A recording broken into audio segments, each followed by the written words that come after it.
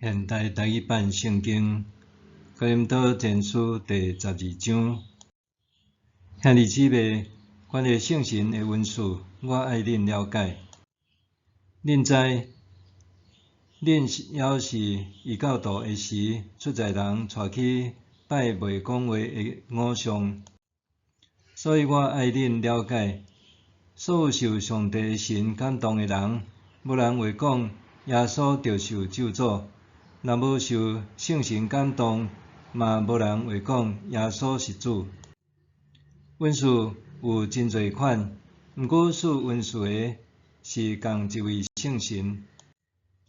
侍奉有真侪款，毋过是侍奉共一位主。工作有真侪款，毋过帮赞逐个人去做逐项代志的是共一位上帝。圣神伫逐个人身上显明的，是要互大家得到利益。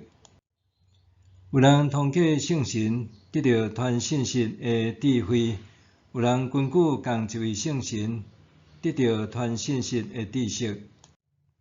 有人对共一位圣神得到信心，有人对共一位圣神得到医病的恩赐。有人得到行神业的恩赐，有人得到传上帝信息的恩赐，有人得到分辨上帝的神甲别个神的恩赐，有人得到讲灵语的恩赐，有人得到解说灵语的恩赐。这一切拢是共一位圣神的运作，伊照家己的意思，将同款的恩赐分予逐个人。亲像身躯是一个，毋过有真侪肢体。身躯虽然有真侪肢体，毋过身躯只有一个。基督嘛是安尼。无论是犹太人，还是外邦人，奴隶也是自由的人，咱拢对共一位圣神领受洗礼，成做一体。搁咱嘛拢啉共一位圣神来得到润德。身躯毋是只有一个肢体，是有真侪肢体。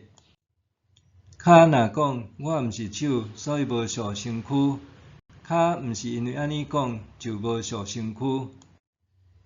耳仔若讲我毋是目睭，所以无属身躯；耳仔毋是安尼讲，就无属伫身躯。全身躯若拢是目睭，要用啥物来听？全身躯若拢是耳仔，要用啥物来闻？